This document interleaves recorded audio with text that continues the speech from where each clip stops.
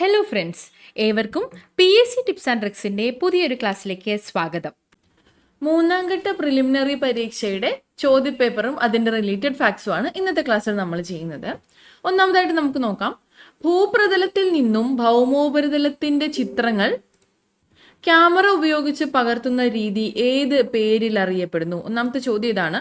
ഭൂപ്രതലത്തിൽ നിന്നും ഭൗമോപരിതലത്തിൻ്റെ ചിത്രങ്ങൾ ക്യാമറ ഉപയോഗിച്ച് പകർത്തുന്ന രീതി ഭൂതല ഛായാഗ്രഹണം എന്നാണ് അറിയപ്പെടുന്നത്. ഭൂതല ഛായാഗ്രഹണം. SCERT 10th സ്റ്റാൻഡേർഡിന്റെ ടെക്സ്റ്റിൽ ഇതുപോലെ കൊടുത്തിട്ടുണ്ട്. നോക്കിക്കേ, ഭൂതല ഛായാഗ്രഹണം, ആകാശീയ വിദൂര സംവേദനം, ഉപഗ്രഹ വിദൂര സംവേദനം. ഇതാണ് ഇവിടെ നമുക്ക് ചോദ്യമായിട്ട് വന്നിട്ടുള്ളത്. നോക്കിക്കേ, ഭൂതല ഛായാഗ്രഹണം സ്റ്റേറ്റ്മെന്റ് അതുപോലെ തന്നെ തന്നിട്ടുണ്ട്. ഭൂപ്രതലത്തിൽ നിന്നും ഭൗമോപരിതലത്തിന്റെ ചിത്രങ്ങൾ ക്യാമറ ഉപയോഗിച്ച് പകർത്തുന്ന രീതിയാണ് ഭൂതല ഛായാഗ്രഹണം. കണ്ടല്ലോ, ക്ലിയർ ആണ്. മറ്റു രണ്ടും കൂടി നമുക്ക് നോക്കാം. ആകാശീയ വിദൂര സംവേദനം, വിമാനത്തിൽ ഉറപ്പിച്ചിട്ടുള്ള ക്യാമറകളുടെ സഹായത്തോടെ ആകാശത്ത് നിന്ന് ഭൂപ്രതലത്തിന്റെ ചിത്രങ്ങൾ പകർത്തുന്ന രീതിയാണ് ആകാശീയ വിദൂര സംവേദനം. ആകാശീയ വിദൂര സംവേദനം എന്താണ്? വിമാനത്തിൽ ഉറപ്പിച്ചിട്ടുള്ള ക്യാമറകളുടെ സഹായത്തോടെ ആകാശത്ത് നിന്ന് ഭൂപ്രതലത്തിന്റെ ചിത്രങ്ങൾ പകർത്തുന്ന രീതി. ഇത് ഇവിടെ എക്സാമ്പിൾ ആയിട്ട് കൊടുത്തിട്ടുണ്ട്, എങ്ങനെയാണ് ഇതിന്റെ പിക്ചേഴ്സ് വരുന്നതെന്ന്. അടുത്ത നോക്കാം, ഉപഗ്രഹ വിദൂര സംവേദനം. കൃത്രിമ ഉപഗ്രഹങ്ങളിൽ ഘടിപ്പിച്ചിരിക്കുന്ന സംവേദകങ്ങൾ വഴി വിവരശേഖരണം നടത്തുന്ന പ്രക്രിയയാണ് ഉപഗ്രഹ വിദൂര സംവേദനം. കൃത്രിമ ഉപഗ്രഹങ്ങളിൽ ഘടിപ്പിച്ചിരിക്കുന്ന സംവേദകങ്ങൾ വഴി വിവരശേഖരണം നടത്തുന്ന പ്രക്രിയയാണ് ഉപഗ്രഹ വിദൂര സംവേദനം എന്ന് പറയുന്നത്. നോക്കിക്കേ, ഇതുപോലെ ഇരിക്കും. എക്സാമ്പിൾ ആയിട്ട് അവർ കൊടുത്തിട്ടുണ്ട്. അപ്പൊ കണ്ടല്ലോ, ഭൂതല ഛായാഗ്രഹണം എന്താണ്? ഭൂപ്രതലത്തിൽ നിന്നും ഭൗമോപരിതലത്തിന്റെ ചിത്രങ്ങൾ ക്യാമറ ഉപയോഗിച്ച് പകർത്തുന്ന രീതിയാണ് ഭൂതല ഛായാഗ്രഹണം. വിമാനങ്ങളിൽ ഉറപ്പിച്ചിട്ടുള്ള ക്യാമറകളുടെ സഹായത്തോടെ ആകാശത്ത് നിന്ന് ഭൂപ്രതലത്തിന്റെ ചിത്രങ്ങൾ പകർത്തുന്ന രീതിയാണ് ആകാശീയ വിദൂര സംവേദനം. ഉപഗ്രഹ വിദൂര സംവേദനം എന്താണ്? കൃത്രിമ ഉപഗ്രഹങ്ങളിൽ ഘടിപ്പിച്ചിരിക്കുന്ന സംവേദകങ്ങൾ വഴി വിവരശേഖരണം നടത്തുന്ന പ്രക്രിയയാണ് ഉപഗ്രഹ വിദൂര സംവേദനം എന്ന് പറയുന്നത്. അടുത്ത ചോദ്യം, പടിഞ്ഞാറൻ തീരസമതലവുമായി ബന്ധപ്പെട്ട ശരിയായ പ്രസ്താവനകൾ ഏവ? പടിഞ്ഞാറൻ തീരസമതലമാണ് ചോദിച്ചിട്ടുള്ളത്. ഇത് നമ്മുടെ SCERT ടെക്സ്റ്റിൽ ഇപ്പൊ നമ്മൾ ഡിസ്കസ് ചെയ്ത അതേ ടെക്സ്റ്റിൽ കുറച്ച് വിശദമായി തന്നെ തന്നിട്ടുണ്ട്. നമുക്ക് നോക്കാം. പടിഞ്ഞാറൻ തീരസമതലം, കിഴക്കൻ തീരസമതലം. നോക്കിക്കേ, അറബിക്കടലിനും പശ്ചിമഘട്ടത്തിനും ഇടയിൽ കാണപ്പെടുന്ന തീരസമതലം ഏതാണ്? പടിഞ്ഞാറൻ തീരസമതലമാണ്. റാൻ ഓഫ് കച്ച് മുതൽ കന്യാകുമാരി വരെ നീണ്ടുകിടക്കുന്നു. നോക്കിക്കേ, റാൻ ഓഫ് കച്ച് മുതൽ കന്യാകുമാരി വരെ. താരതമ്യേന വീതി കുറവാണ് പടിഞ്ഞാറൻ തീരസമതലം. താരതമ്യേന വീതി കുറവാണ്. ഗുജറാത്ത് തീരസമതലം, കൊങ്കൺ തീരസമതലം, മലബാർ തീരസമതലം എന്നിങ്ങനെ തരംതിരിക്കാം. ഗുജറാത്ത് തീരസമതലം, കൊങ്കൺ തീരസമതലം, മലബാർ തീരസമതലം എന്നിങ്ങനെ മൂന്നായിട്ടാണ് പടിഞ്ഞാറൻ തീരസമതലം തിരിച്ചിട്ടുള്ളത്. ഓക്കെ, അടുത്തത്, കായലുകളും അഴിമുഖങ്ങളും കാണപ്പെടുന്നത് പടിഞ്ഞാറൻ തീരസമതലത്തിലാണ്. കായലുകളും അഴിമുഖങ്ങളും കാണപ്പെടുന്നു. അപ്പോൾ അറബിക്കടലിനും പശ്ചിമഘട്ടത്തിനും ഇടയിലാണ് പടിഞ്ഞാറൻ തീരസമതലം എന്ന് നമ്മൾ കണ്ടു. കിഴക്കൻ തീരസമതലോ? ബംഗാൾ ഉൾക്കടലിനും പൂർവ്വഘട്ടത്തിനും ഇടയിലാണ്. ബംഗാൾ ഉൾക്കടലിനും പൂർവ്വഘട്ടത്തിനും ഇടയിൽ കിഴക്കൻ തീരസമതലം കാണപ്പെടുന്നു. എവിടെ മുതൽ എവിടെ വരെയാണ്? സുന്ദരവന പ്രദേശം മുതൽ കന്യാകുമാരി വരെയാണ്. സുന്ദരവന പ്രദേശം മുതൽ കന്യാകുമാരി വരെയാണ് കിഴക്കൻ തീരസമതലം. താരതമ്യേന വീതി കൂടുതലാണ്. താരതമ്യേന വീതി കൂടുതലാണ് കിഴക്കൻ തീരസമതലത്തിന്. കൊറമൻഡൽ തീരസമതലം, വടക്കൻ സിർക്കസ് തീരസമതലം എന്നിങ്ങനെ രണ്ടായിട്ടാണ് കിഴക്കൻ തീരസമതലം തിരിക്കുന്നത്. ഓക്കെ ആണോ? പടിഞ്ഞാറൻ തീരസമതലം മൂന്നായിട്ടാണ് തരംതിരിച്ചിട്ടുള്ളത്. ഗുജറാത്ത് തീരം, കൊങ്കൺ തീരം, മലബാർ തീരം. കിഴക്കൻ തീരം രണ്ട് തരത്തിലാണ്, കൊറമൻഡൽ തീരം, വടക്കൻ സിർക്കസ്.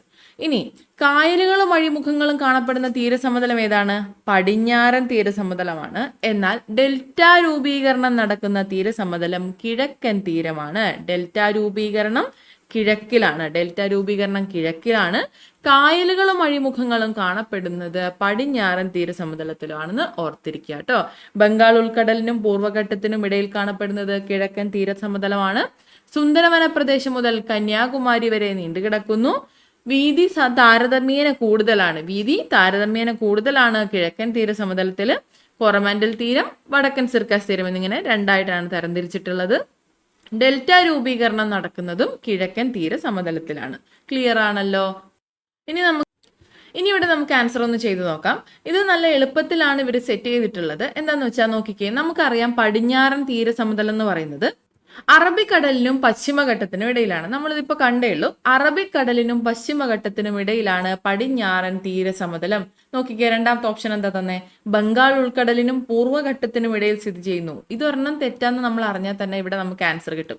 2 എന്ന ഓപ്ഷൻ എല്ലായിടത്തും ഉണ്ട്. അത് കളഞ്ഞു കഴിഞ്ഞാൽ തന്നെ നമുക്ക് ഓപ്ഷൻ സി ആണ് ആൻസർ എന്ന് കിട്ടും. താരതമ്യേന വീതി കുറവാണ് പടിഞ്ഞാറൻ തീരസമതലം. റാൻ ഓഫ് കച്ച് മുതൽ കന്യാകുമാരി വരെ നീളുന്നു. ഓക്കെ ആണോ? താരതമ്യേന വീതി കുറവാണ്, റാൻ ഓഫ് കച്ച് മുതൽ കന്യാകുമാരി വരെ നീളുന്നു. 1ഉം 3ഉം ശരിയാണ് എന്നതാണ് ഇവിടുത്തെ ആൻസർ. അടുത്ത ചോദ്യം, ഇന്ത്യയിൽ ഏറ്റവും കൂടുതൽ റബ്ബർ ഉൽപ്പാദിപ്പിക്കുന്ന സംസ്ഥാനം ഏതാണ്? ഇന്ത്യയിൽ ഏറ്റവും കൂടുതൽ റബ്ബർ ഉൽപ്പാദിപ്പിക്കുന്ന സംസ്ഥാനം ഏതാണ്? നമുക്ക് SRT നിന്ന് തന്നെ നോക്കാം. നമ്മൾ നേരത്തെ ഇത് ഡിസ്കസ് ചെയ്തിട്ടുള്ള ഒരു ചാപ്റ്റർ ആണ്. ഇതിൽ കൊടുത്തിട്ടുണ്ട് റബ്ബർ 25 ഡിഗ്രി സെൽഷ്യസിൽ കൂടിയ താപനിലയും 180 സെന്റിമീറ്ററിന് മുകളിൽ മഴയുമാണ് റബ്ബർ കൃഷിക്ക് അനുയോജ്യം. 25 ഡിഗ്രി സെൽഷ്യസിൽ കൂടിയ താപനിലയും 180 സെന്റിമീറ്ററിന് മുകളിൽ മഴയുമാണ് റബ്ബർ കൃഷിക്ക് അനുയോജ്യം. മറ്റു കൃഷികൾക്ക് പൊതുവെ അനുകൂലമല്ലാത്ത ലാറ്ററൈറ്റ് മണ്ണാണ് റബ്ബർ കൃഷിക്ക് ഏറെ അനുയോജ്യമായത്. മറ്റു കൃഷികൾക്ക് അനുയോജ്യമല്ലാത്ത ലാറ്ററൈറ്റ് മണ്ണാണ് റബ്ബർ കൃഷിക്ക് ഏറെ അനുയോജ്യം. കേരളമാണ് ഇന്ത്യയിൽ ഏറ്റവും കൂടുതൽ റബ്ബർ ഉൽപ്പാദിപ്പിക്കുന്ന സംസ്ഥാനം. കേരളമാണ് ഇന്ത്യയിൽ ഏറ്റവും കൂടുതൽ റബ്ബർ ഉൽപ്പാദിപ്പിക്കുന്ന സംസ്ഥാനം. കേരളത്തിന്റെ ഒരു പ്രധാന വരുമാന സ്രോതസ്സാണിത്. തമിഴ്നാടിന്റെ ചില ഭാഗങ്ങളിലും ആൻഡമാൻ നിക്കോബാർ ദ്വീപുകളിലും ചെറിയ തോതിൽ റബ്ബർ കൃഷി ചെയ്തു വരുന്നു. ഓക്കെ, കടൽ കടന്നെത്തിയ റബ്ബർ ഇതോടെ നോക്കാം. ബ്രസീലാണ് റബ്ബറിന്റെ ജന്മദേശം. റബ്ബറിന്റെ ജന്മദേശം എവിടെയാണ്? ബ്രസീലാണ്. റബ്ബർ ബ്രസീലിൽ നിന്നാണ്. 1875 ബ്രിട്ടീഷുകാരനായ സർ വില്യം ഹെൻറിയാണ് ഇന്ത്യയിലേക്ക് ആദ്യമായി റബ്ബർ വിത്തുകൾ കൊണ്ടുവന്നത്. 1875 ബ്രിട്ടീഷുകാരനായ സർ വില്യം ഹെൻറിയാണ് ഇന്ത്യയിലേക്ക് ആദ്യമായി റബ്ബർ വിത്തുകൾ കൊണ്ടുവന്നത്. മധ്യ തിരുവിതാംകൂറിലെ കുന്നിൻ ചെരുവുകളിൽ ആരംഭിച്ച റബ്ബർ കൃഷി മലബാറിലേക്കുണ്ടായ കുടിയേറ്റത്തിലൂടെ വടക്കൻ ജില്ലകളിലേക്കും വ്യാപിച്ചു. ഓക്കെ, അപ്പോൾ ബ്രസീലാണ് റബ്ബറിന്റെ ജന്മദേശം എന്ന് അറിഞ്ഞിരിക്കുക. 1875 ബ്രിട്ടീഷുകാരനായ സർ വില്യം ഹെൻറിയാണ് ഇന്ത്യയിലേക്ക് ആദ്യമായി റബ്ബർ വിത്തുകൾ കൊണ്ടുവന്നത്. അപ്പോൾ 25 ഡിഗ്രി സെൽഷ്യസിൽ കൂടിയ താപനിലയും 180 സെന്റിമീറ്ററിന് മുകളിൽ മഴയുമാണ് റബ്ബർ കൃഷിക്ക് ഏറ്റവും അനുയോജ്യമായത്. ലാറ്ററൈറ്റ് മണ്ണാണ് റബ്ബർ കൃഷിക്ക് അനുയോജ്യം. കേരളമാണ് ഇന്ത്യയിൽ ഏറ്റവും കൂടുതൽ റബ്ബർ ഉൽപ്പാദിപ്പിക്കുന്ന സംസ്ഥാനം. അതുപോലെ തമിഴ്നാടിന്റെ ചില ഭാഗങ്ങളിലും ആൻഡമാൻ നിക്കോബാർ ദ്വീപുകളിലും ചെറിയ തോതിൽ റബ്ബർ കൃഷി ചെയ്തു വരുന്നു. അപ്പൊ ഇവിടെ ഈ ചോദ്യത്തിന്റെ ആൻസർ എന്താണ്? ഇന്ത്യയിൽ ഏറ്റവും കൂടുതൽ റബ്ബർ ഉൽപ്പാദിപ്പിക്കുന്ന സംസ്ഥാനം കേരളമാണ്. ക്ലിയർ ആണല്ലോ. അടുത്ത ചോദ്യം നോക്കാം. ഇന്ത്യയിലെ ഏറ്റവും വലിയ സ്വകാര്യ മേഖല ഇരുമ്പുരുക്ക് വ്യവസായശാല ഏത്? ഇന്ത്യയിലെ ഏറ്റവും വലിയ സ്വകാര്യ മേഖല ഇരുമ്പുരുക്ക് വ്യവസായശാല ഏതാന്ന് നമുക്ക് നോക്കാം. നോക്കിക്കേ, 10th സ്റ്റാൻഡേർഡിന്റെ അതേ SCRT ടെസ്റ്റിൽ അടുത്ത ഭാഗത്തിൽ ഇത് കൊടുത്തിട്ടുണ്ട്. ഇരുമ്പുരുക്ക് ശാല സ്ഥിതി ചെയ്യുന്ന സ്ഥലം, സവിശേഷത. ഇവിടെ നോക്കിക്കേ, ടാറ്റ ഇരുമ്പുരുക്ക് കമ്പനി ടിസ്കോ കൊടുത്തിട്ടുണ്ട്. ടാറ്റ ഇരുമ്പുരുക്ക് കമ്പനി സ്ഥിതി ചെയ്യുന്നത് എവിടെയാണ്? ഝാർഖണ്ഡിലെ ജംഷഡ്പൂരിലാണ്. ഏറ്റവും വലിയ സ്വകാര്യ മേഖല ഇരുമ്പുരുക്ക് വ്യവസായശാലയാണ് ടിസ്കോ. ഏറ്റവും വലിയ സ്വകാര്യ മേഖല ഇരുമ്പുരുക്ക് ശാലയാണ് ടിസ്കോ അല്ലെങ്കിൽ ടാറ്റ ഇരുമ്പുരുക്ക് കമ്പനി. അടുത്തത് ഇസ്കോ ആണ്, Indian iron and steel company. Indian iron and steel company എവിടെ സ്ഥിതി ചെയ്യുന്നു? പശ്ചിമ ബംഗാളിലെ കുൾട്ടി, ബരൺപൂർ, ഹീരാപൂർ എന്നിവിടങ്ങളിലാണ്. കുൾട്ടി, ബരൺപൂർ, ഹീരാപൂർ എന്നിവിടങ്ങളിൽ സ്ഥിതി ചെയ്യുന്നു. പൊതുമേഖലയിലെ ആദ്യ ഇരുമ്പുരുക്ക് വ്യവസായശാലയാണ്. പൊതുമേഖലയിലെ ആദ്യ ഇരുമ്പുരുക്ക് വ്യവസായശാലയാണ് Indian iron and steel company. അടുത്തത് Visvesvaraya iron and steel works limited. Visvesvaraya iron and steel works limited ഭദ്രാവതിയാണ്, കർണാടക സംസ്ഥാനത്തിൽ സ്ഥിതി ചെയ്യുന്നു. എവിടെയാണ്? കർണാടകത്തിലെ ഭദ്രാവതിയിൽ സ്ഥിതി ചെയ്യുന്നു. ദക്ഷിണേന്ത്യയിലെ ആദ്യ ഇരുമ്പുരുക്ക് വ്യവസായശാലയാണ് Visvesvaraya iron and steel works limited. ദക്ഷിണേന്ത്യയിലെ ആദ്യ ഇരുമ്പുരുക്ക് വ്യവസായശാലയാണ് Visvesvaraya iron and steel limited. ഇനി Hindustan steel limited Bhilai. Hindustan steel limited Bhilai ആണ് ഛത്തീസ്ഗഡിലെ ദുർഗിൽ സ്ഥിതി ചെയ്യുന്നു. 1959 റഷ്യയുടെ സാങ്കേതിക സഹായത്തോടെ സ്ഥാപിച്ചു. 1959 റഷ്യയുടെ സാങ്കേതിക സഹായത്തോടെ സ്ഥാപിച്ചതാണ് ഹിന്ദുസ്ഥാൻ സ്റ്റീൽ ലിമിറ്റഡ്, ഭിലായിലുള്ളത്. അടുത്തത് Hindustan steel limited Rourkela. Hindustan steel limited Rourkela ഒഡീഷയിലാണ്, സുന്ദർഗഡിൽ സ്ഥിതി ചെയ്യുന്നു. 1959 തന്നെയാണ് ജർമ്മനിയുടെ സാങ്കേതിക സഹായത്തോടെയാണ് സ്ഥാപിച്ചത്. ഹിന്ദുസ്ഥാൻ സ്റ്റീൽ ലിമിറ്റഡ് ദുർഗാപൂർ, പശ്ചിമ ബംഗാളിലെ ദുർഗാപൂരിൽ സ്ഥിതി ചെയ്യുന്നു. 1962 UK സാങ്കേതിക സഹായത്തോടെ പ്രവർത്തനം ആരംഭിച്ചു. ഹിന്ദുസ്ഥാൻ സ്റ്റീൽ ലിമിറ്റഡ് ബൊക്കാറോയിൽ സ്ഥിതി ചെയ്യുന്നത് ഝാർഖണ്ഡിലെ ബൊക്കാറോയിലാണ്. 1964 റഷ്യയുടെ സാങ്കേതിക സഹായത്തോടെ ആരംഭിച്ചു. ഓക്കെ ആണോ? ഈ ലാസ്റ്റ് 4 കണക്ട് ചെയ്ത് തന്നെ പഠിക്കുക കേട്ടോ. ഹിന്ദുസ്ഥാൻ സ്റ്റീൽ ലിമിറ്റഡ് ഭിലായി ഛത്തീസ്ഗഡിലാണ്. 1959 റഷ്യയുടെ സഹായത്തോടെ സ്ഥാപിച്ചു. ഹിന്ദുസ്ഥാൻ സ്റ്റീൽ ലിമിറ്റഡ് റൂർക്കേല ഒഡീഷയിലാണ്. 1959 തന്നെയാണ് ജർമ്മനിയുടെ സഹായത്തോടെ സ്ഥാപിച്ചു. ഹിന്ദുസ്ഥാൻ സ്റ്റീൽ ലിമിറ്റഡ് ദുർഗാപൂർ പശ്ചിമ ബംഗാളിലാണ്. 1962 UK സഹായത്തോടെ ആരംഭിച്ചു. ഹിന്ദുസ്ഥാൻ സ്റ്റീൽ ലിമിറ്റഡ് ബൊക്കാറോ ഝാർഖണ്ഡിലാണ്. 1964 റഷ്യയുടെ സഹായത്തോടെ ആരംഭിച്ചു. ഇനി ബാക്കിയുള്ളത് നോക്കുകയാണെങ്കിൽ ടാറ്റ ഇരുമ്പുരുക്ക് കമ്പനി ഝാർഖണ്ഡിലാണ്.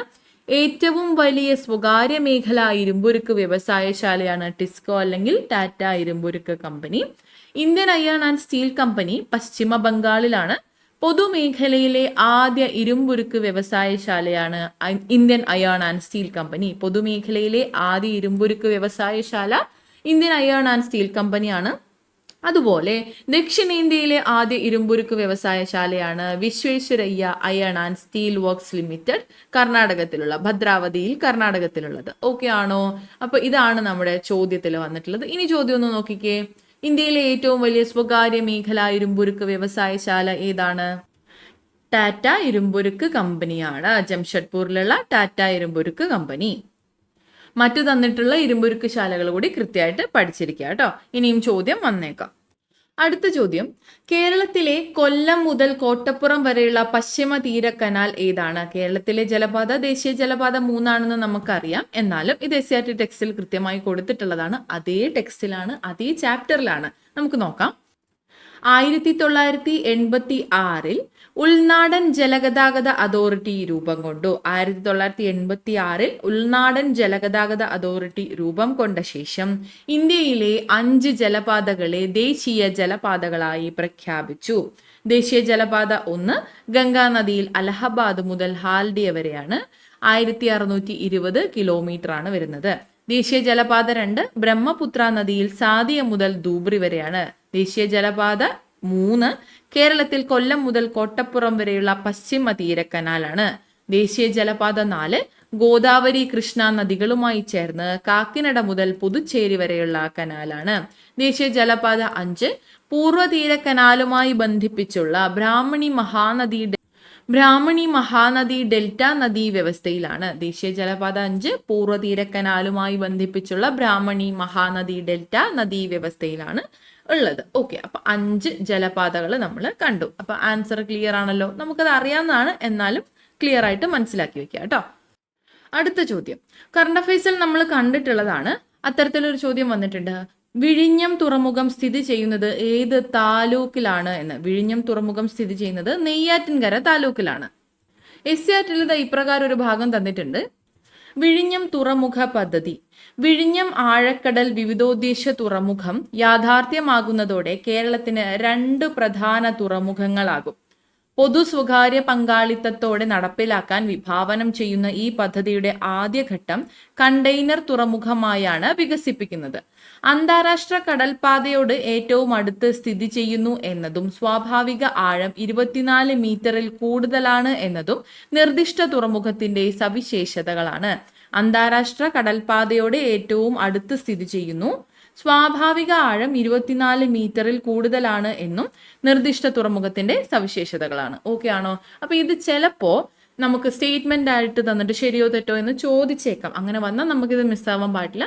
SCERT കൊടുത്തിട്ടുള്ള ഭാഗമായതുകൊണ്ടാണ് നമ്മളിത് ഡിസ്കസ് ചെയ്യുന്നത് കേട്ടോ. അടുത്തത്, ബനാറസ് സംസ്കൃത കോളേജിന്റെ സ്ഥാപകൻ ആരാണ്? ബനാറസ് സംസ്കൃത കോളേജിന്റെ സ്ഥാപകൻ 10th സ്റ്റാൻഡേർഡിലെ സോഷ്യൽ സയൻസിന്റെ ടെക്സ്റ്റിലാണ് 10th സ്റ്റാൻഡേർഡിലെ സോഷ്യൽ സയൻസിന്റെ ടെക്സ്റ്റിലാണ് ഈ ഒരു ചെറിയ ബോക്സ് തന്നിട്ടുള്ളത്. നോക്കിക്കേ, ബനാറസ് സംസ്കൃത കോളേജിന്റെ സ്ഥാപകനാണ് ജൊനാഥൻ ഡങ്കൻ. Jonathan Duncan. സ്ഥാപനങ്ങളെന്നും സ്ഥാപകരെന്നുമായിട്ടാണ് തരംതിരിച്ച് തന്നിട്ടുള്ളത്. ഏഷ്യാറ്റിക് സൊസൈറ്റി ഓഫ് ബംഗാളിന്റെ സ്ഥാപകൻ ആരാണ്? വില്യം ജോൺസ് ആണ്. നമ്മുടെ മറ്റൊരു ഓപ്ഷൻ ആയിരുന്നു, ശ്രദ്ധിച്ചിട്ടുണ്ടാവും. കൽക്കട്ട മദ്രസയുടെ സ്ഥാപകൻ വാരൻ ഹേസ്റ്റിങ്സ് ആണ്. കൽക്കട്ട മദ്രസയുടെ സ്ഥാപകൻ വാരൻ ഹേസ്റ്റിങ്സ് ആണ്. ഏഷ്യാറ്റിക് സൊസൈറ്റി ഓഫ് ബംഗാളിന്റെ സ്ഥാപകൻ വില്യം ജോൺസ് ആണ്. ബനാറസ് സംസ്കൃത കോളേജിന്റെ സ്ഥാപകൻ ജൊനാഥൻ ഡങ്കനുമാണ്.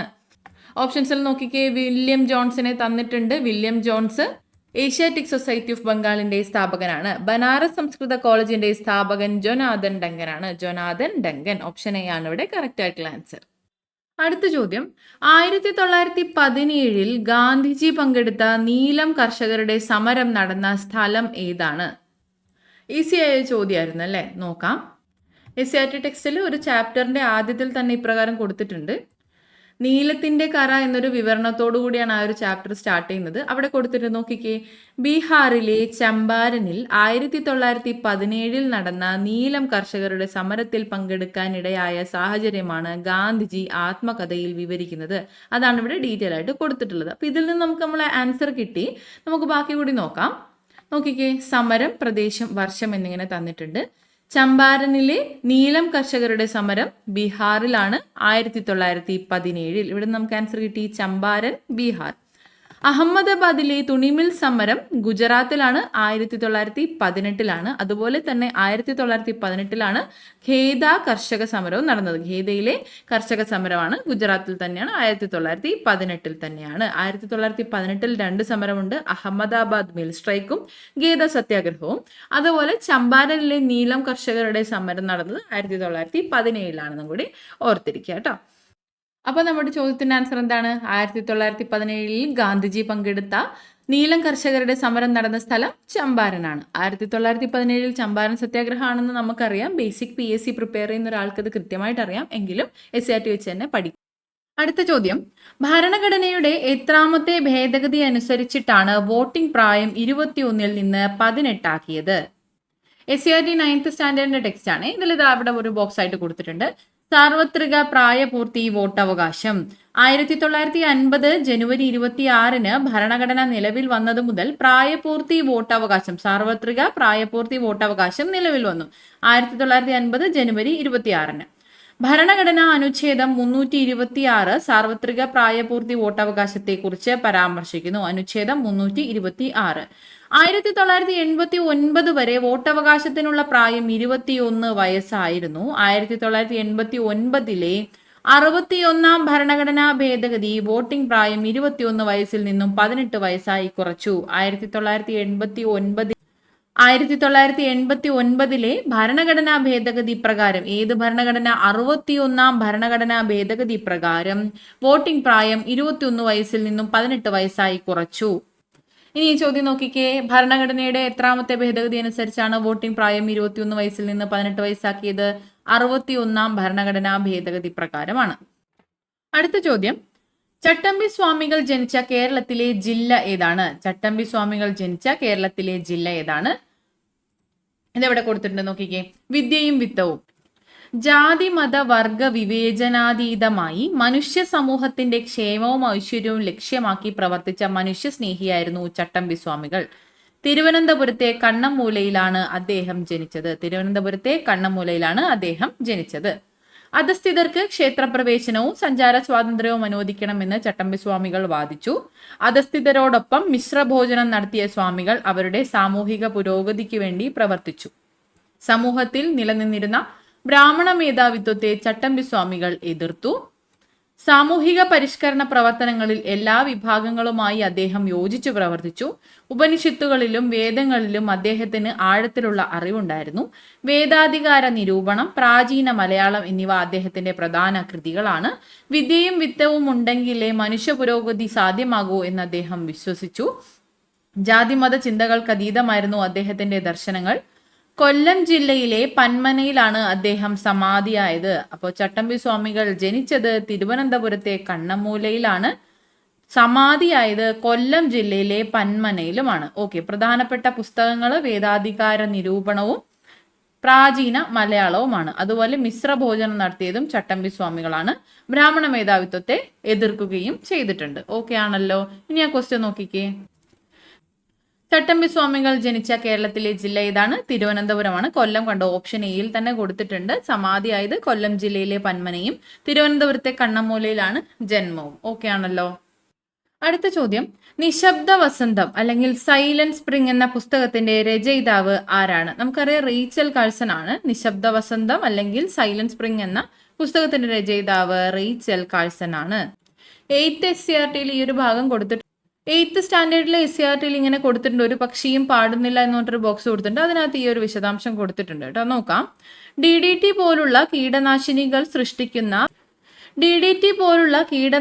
സൃഷ്ടിക്കുന്ന പാരിസ്ഥിതിക ആരോഗ്യ പ്രശ്നങ്ങൾ പ്രതിപാദിച്ച് റേച്ചൽ കാഴ്സൺ എന്ന അമേരിക്കൻ ഗവേഷക 1962 പ്രസിദ്ധീകരിച്ച നിശബ്ദ വസന്തം സൈലന്റ് സ്പ്രിംഗ് എന്ന പുസ്തകം ലോകശ്രദ്ധ നേടുകയുണ്ടായി. ഇൻസെക്ട്സ് ബോംബ് എന്ന ഓമന പേരിൽ പെട്രോളിയം ഉൽപ്പന്നങ്ങളുമായി കലർത്തി DDT കൃഷിയിടങ്ങളിൽ വ്യാപകമായി സ്പ്രേ ചെയ്തതിലൂടെ ചെറുജന്തുക്കളോടൊപ്പം പക്ഷികളും കൂട്ടത്തോടെ ചത്തൊടുങ്ങുന്ന കാര്യം കാഴ്സൺ നിശബ്ദ വസന്തത്തിൽ ചൂണ്ടിക്കാട്ടി. മിക്ക കീടനാശിനികളും ക്യാൻസറിന് വഴിവെക്കുമെന്ന് പഠന റിപ്പോർട്ടുകളുടെ പിൻബലത്തിൽ അവർ സമർത്ഥിച്ചു. 1972 അമേരിക്കയിൽ DDT നിരോധിക്കാൻ കാരണമായത് ഈ ഒരു പുസ്തകമാണ്. മാരക കീടനാശിനികൾ വ്യാപകമായി ഉപയോഗിക്കപ്പെടുന്ന ഈ കാലഘട്ടത്തിൽ ഈ പുസ്തകം മുന്നോട്ട് വെക്കുന്ന ആശയങ്ങൾ ഏറെ പ്രസക്തമാണ്. ഇതാണ് സൈലന്റ് സ്പ്രിംഗ്, റീച്ചൽ കാഴ്സന്റെ സൈലന്റ് സ്പ്രിംഗ്. ഓക്കെ, അടുത്തത് ചുവടെ പറയുന്നവയിൽ സാമൂഹ്യ പരിഷ്കർത്താവായ അയ്യങ്കാളിയുമായി ബന്ധമില്ലാത്തത് ഏതാണ്? വിദ്യാഭ്യാസം, സാമൂഹ്യ മൂലധനം. അയ്യങ്കാളിയെ കുറിച്ച് 7th സ്റ്റാൻഡേർഡിലെ SCRT ഇത് ഇപ്രകാരമാണ് കൊടുത്തിട്ടുള്ളത്. അധസ്ഥിതരുടെ ഉന്നമനത്തിനു വേണ്ടി പ്രയത്നിച്ച പരിഷ്കർത്താവായിരുന്നു അയ്യങ്കാളി. സാമൂഹിക അസമത്വങ്ങൾ പരിഹരിക്കാനും അധസ്ഥിതരുടെ സാമൂഹ്യ നില മെച്ചപ്പെടുത്താനുമുള്ള മൂലധനമായാണ് വിദ്യാഭ്യാസം. സാമൂഹിക അസമത്വങ്ങൾ പരിഹരിക്കാനും അധസ്ഥിതരുടെ സാമൂഹ്യ നില മെച്ചപ്പെടുത്തുന്നതിനുമുള്ള ഒരു മൂലധനമാണ് വിദ്യാഭ്യാസമെന്ന് അദ്ദേഹം തിരിച്ചറിഞ്ഞു. അദ്ദേഹം 1904 അധസ്ഥിതർക്കു മാത്രമായി ഒരു വിദ്യാലയം ആരംഭിച്ചു. ഞങ്ങളുടെ കുട്ടികൾക്ക് പഠിക്കാൻ സൗകര്യം നൽകിയില്ല എങ്കിൽ കാണായ പാഠങ്ങളിലെല്ലാം മുട്ടിപ്പുല്ല് കുരിപ്പിക്കുമെന്ന് പറഞ്ഞത് അയ്യങ്കാളിയാണ്. അധസ്ഥിത വിഭാഗത്തിലെ വിദ്യാർത്ഥികൾക്ക് വിദ്യാഭ്യാസം നിഷേധിച്ചപ്പോൾ അയ്യങ്കാളി നടത്തിയ പ്രഖ്യാപനമാണ് ഇത്. ഞങ്ങളുടെ കുട്ടികൾക്ക് പഠിക്കാൻ സൗകര്യം നൽകിയില്ലെങ്കിൽ കാണായ പാഠങ്ങളിലെല്ലാം മുട്ടിപ്പുല്ല് കുരിപ്പിക്കും. തിരുവനന്തപുരം ജില്ലയിലെ വെങ്ങാനൂരിലാണ് അദ്ദേഹം ജനിച്ചത്. സാമൂഹ്യ പരിഷ്കരണ പ്രവർത്തനങ്ങൾക്ക് വേണ്ടി അദ്ദേഹം സ്ഥാപിച്ച സംഘടനയാണ് സാധുജന പരിപാലന സംഘം. അവർണ ജാതിക്കാർക്ക് പൊതുനിരത്തുകളിലൂടെയുള്ള സഞ്ചാര സ്വാതന്ത്ര്യം, അധസ്ഥിത വിഭാഗത്തിൽപ്പെട്ട കുട്ടികൾക്ക് സ്കൂൾ പ്രവേശനം, തൊഴിലെടുക്കുന്നവർക്ക് കൂലി വർധനവ് എന്നിവ ഈ സംഘടനയുടെ ലക്ഷ്യങ്ങളായിരുന്നു. അധസ്ഥിത വിഭാഗങ്ങളുടെ നേതാവെന്ന നിലയിൽ പ്രസിദ്ധനായ അയ്യങ്കാളി ശ്രീമൂലം പ്രജാസഭയിൽ അംഗമായി. അയ്യങ്കാളിയുടെ പ്രവർത്തനങ്ങളെ ഗാന്ധിജി പ്രകീർത്തിച്ചു. വില്ലുവണ്ടിയിലെ ചരിത്രയാത്ര. 1893 വെങ്ങാനൂരിലെ പൊതുവഴിയിലൂടെ ഒരു വില്ലുവണ്ടിയിൽ യാത്ര ചെയ്ത് അയ്യങ്കാളി സാമൂഹ്യ വിലക്കുകളെ ലംഘിച്ചു. അധസ്ഥിതരുടെ സഞ്ചാര സ്വാതന്ത്ര്യത്തിന് തുടക്കം കുറിച്ച അയ്യങ്കാളി തിരുവിതാംകൂറിലെ മുഖ്യ നിരത്തുകളിലൂടെ വില്ലുവണ്ടിയിൽ സഞ്ചരിച്ച് ചരിത്രം സൃഷ്ടിച്ചു. കല്ലുമാല സമരം. അധസ്ഥിത വിഭാഗത്തിൽപ്പെട്ട സ്ത്രീകൾ കല്ലുമാല ആഭരണമായി ധരിക്കുന്നവരായിരുന്നു. കീഴായ്മയുടെ ചിഹ്നമായ കല്ലുമാല വലിച്ചെറിയാൻ അയ്യങ്കാളി അവരോട് അഭ്യർത്ഥിച്ചു. അപ്പൊ കല്ലുമാല സമരം, വില്ലുവണ്ടി യാത്ര എന്നിവ അയ്യങ്കാളിയുമായി ബന്ധപ്പെട്ടതാണ്. അധസ്ഥിതർക്ക് മാത്രമായി 1904 ഒരു വിദ്യാലയം ആരംഭിച്ചു അയ്യങ്കാളി. തിരുവനന്തപുരം ജില്ലയിലെ വെങ്ങാനൂരിലാണ് അദ്ദേഹം ജനിച്ചത്. അതുപോലെ സാധുജന പരിപാലന സംഘം സ്ഥാപിച്ചു. അദ്ദേഹത്തിന്റെ ഒരു പ്രസിദ്ധമായ പ്രഖ്യാപനമാണ് ഞങ്ങളുടെ കുട്ടികൾക്ക് പഠിക്കാൻ സൗകര്യം നൽകിയില്ലെങ്കിൽ കാണായ പാഠങ്ങളിലെല്ലാം മുട്ടിപ്പുല്ല് കുരിപ്പിക്കും എന്നത്. ഇനി ഈ ചോദ്യം നോക്കുകയാണെങ്കിൽ കല്ലുമാല സമരത്തിന് നേതൃത്വം നൽകി എന്നത് ശരിയായിട്ടുള്ള പ്രസ്താവനയാണെന്ന് നമുക്ക് മനസ്സിലാവും. പിന്നോക്ക ജാതിക്കാർക്ക് സ്കൂൾ വിദ്യാഭ്യാസം നൽകണമെന്ന് വാദിച്ചു എന്നതും ശരിയായിട്ടുള്ള പ്രസ്താവനയാണ്. നമ്മളോട് ഇവിടെ ചോദിച്ചിട്ടുള്ളത് അയ്യങ്കാളിയുമായി ബന്ധമില്ലാത്ത പ്രസ്താവനയാണ്. അപ്പോൾ കല്ലുമാല സമരത്തിന് നേതൃത്വം നൽകിയത് അയ്യങ്കാളിയാണെന്ന് നമുക്കറിയാവുന്നതുകൊണ്ട് ഓപ്ഷൻ ബി നമുക്ക് കട്ട് ചെയ്ത് കളയാം. അടുത്തത്, പിന്നോക്ക ജാതിക്കാർക്ക് സ്കൂൾ വിദ്യാഭ്യാസം നൽകണമെന്ന് വാദിച്ചതും അദ്ദേഹമാണ്. അപ്പോൾ ഓപ്ഷൻ ഡിയും ഓപ്ഷൻ സിയും കട്ടായി. അപ്പൊ ആ ഒരൊറ്റ ചാപ്റ്ററിൽ നിന്ന്, ആ ഒരൊറ്റ ഭാഗത്തിൽ നിന്ന് നമുക്ക് ആൻസർ കിട്ടി. തെക്കേ ഇന്ത്യയിൽ ആദ്യമായി കണ്ണാടി പ്രതിഷ്ഠ നടത്തിയത് നമുക്ക് ഉത്തരം അറിയാവുന്നതാണ്, ശ്രീനാരായണ ഗുരുവാണ്. എങ്കിലും ആ ഒരു ചാപ്റ്ററിൽ നിന്ന് നമുക്ക് ആൻസർ കിട്ടും 2 മാത്രം എന്ന്. ഓക്കെ, ഓപ്ഷൻ എ ആണ് ഇവിടെ കറക്റ്റ് ആയിട്ടുള്ള ആൻസർ. അടുത്ത ചോദ്യം, ഫത്ഹുൽ മുബീൻ എന്ന അറബി കാവ്യത്തെ പറ്റി താഴെ പറയുന്ന പ്രസ്താവനകളിൽ ശരിയായവ ഏതെല്ലാം? ഫത്ഹുൽ മുബീൻ എന്ന അറബി കാവ്യത്തെ പറ്റിയുള്ള ശരിയായ പ്രസ്താവനയാണ് ചോദിച്ചിട്ടുള്ളത്. നമ്മൾ പഠിച്ചിട്ടുള്ള SCERT ടെക്സ്റ്റിൽ നിന്ന് തന്നെയാണ് ഈ ചോദ്യം വന്നിട്ടുള്ളത്. നമ്മൾ ഓൾറെഡി ഡിസ്കസ് ചെയ്താണ്. എങ്കിലും നോക്കിക്കേ, 10th സ്റ്റാൻഡേർഡിലെ സാമൂഹ്യശാസ്ത്രം ഫസ്റ്റ് ടെക്സ്റ്റിലെ കേരളം ആധുനികതയിലേക്ക് എന്ന ചാപ്റ്ററിലാണ് കുഞ്ഞാലി മരക്കാർ എന്ന് പറഞ്ഞിട്ടൊരു ബോക്സ് കൊടുത്തിട്ടുണ്ട്. ഇതിൽ താഴെയാണ് ഈ ഒരു ഭാഗം കൊടുത്തിട്ടുള്ളത്. നോക്കിക്ക് ഇത് വായിക്കാം. കോഴിക്കോട് ഭരണം നടത്തിയിരുന്ന സാമൂതിരിമാരുടെ നാവികപ്പടയുടെ തലവന്മാരായിരുന്നു കുഞ്ഞാലി മരക്കാർമാർ. കോഴിക്കോട് ജില്ലയിലെ വടകരയ്ക്കടുത്തുള്ള പുതുപ്പണത്തെ മരക്കാർ കോട്ടയായിരുന്നു ഇവരുടെ ആസ്ഥാനം. ഇവർ 4 പേരുണ്ടായിരുന്നു. പോർച്ചുഗീസുകാരുടെ കയ്യിൽ നിന്നും ചാലിയം കോട്ട തിരിച്ചുപിടിക്കാൻ സാമൂതിരിയെ സഹായിച്ചത് കുഞ്ഞാലി മൂന്നാമനാണ്. ചാലിയം കോട്ടയിലെ വിജയത്തെ പ്രകീർത്തിച്ചുകൊണ്ട് ഖാസി മുഹമ്മദ് 16ാം നൂറ്റാണ്ടിൽ എഴുതിയ അറബി കാവ്യമാണ് ഫത്ഹുൽ മുബീൻ. ഫത്ഹുൽ മുബീൻ എന്നത് ചാലിയം കോട്ടയിലെ വിജയത്തെ പ്രകീർത്തിച്ചുകൊണ്ട് ഖാസി മുഹമ്മദ് എഴുതിയ 16ാം നൂറ്റാണ്ടിലെ കാവ്യമാണ്, അറബി കാവ്യമാണ് ഫത്ഹുൽ മുബീൻ എന്നത്. നമ്മളിത് കൃത്യമായിട്ട് നേരത്തെ പഠിച്ച കാര്യമാണ്. എന്തായിരുന്നു? കുഞ്ഞാലി മരക്കാർമാരാണ് അതില് ചാലിയം കോട്ട തിരിച്ചു പിടിക്കാൻ സഹായിച്ചത്, സാമൂതിരിയെ സഹായിച്ചത് കുഞ്ഞാലി മരക്കാർ മൂന്നാമനാണ്. ചാലിയം കോട്ടയിലെ വിജയത്തെ പ്രകീർത്തിച്ചുകൊണ്ട് ഖാസി മുഹമ്മദ് 16ാം നൂറ്റാണ്ടിൽ എഴുതിയ അറബി കാവ്യമാണ് ഫത്ഹുൽ മുബീൻ. ഓക്കെ ആണോ? ഇനി ചോദ്യത്തിലേക്ക് തിരിച്ചു വരികയാണെങ്കിൽ, ഖാസി മുഹമ്മദ് എഴുതി എന്ന ഒന്നാമത്തെ സ്റ്റേറ്റ്മെന്റ് ശരിയാണ്. നമ്മളോട് ശരിയായിട്ടുള്ളവയാണ് ചോദിച്ചിട്ടുള്ളത്. ഖാസി മുഹമ്മദ് എഴുതിയതാണ്. അപ്പോൾ ഓപ്ഷൻ 2 പോയി, 4 പോയി. ഓക്കെ, അടുത്തത് 16ാം നൂറ്റാണ്ടിലാണെന്ന് നമുക്കറിയാം അല്ലെ. 16ാം നൂറ്റാണ്ടിൽ രചിച്ച കാവ്യമാണ് എന്ന് നമുക്കറിയാം. ആ ഒരു ഭാഗത്ത് നമ്മൾ കണ്ടതാണ്. അപ്പോൾ മറ്റു രണ്ടും നമ്മൾ അറിഞ്ഞില്ലെങ്കിലും അടുത്ത സ്റ്റേറ്റ്മെന്റ് നോക്കുകയാണെങ്കിൽ നമ്മൾ അവിടെ കണ്ടിരുന്നു 16ാം നൂറ്റാണ്ടിൽ എഴുതിയ കാവ്യമാണെന്ന്. നമുക്ക് തന്നിട്ടുള്ളത് 17ാം നൂറ്റാണ്ടിൽ എഴുതിയ കാവ്യമാണ് എന്നാണ്.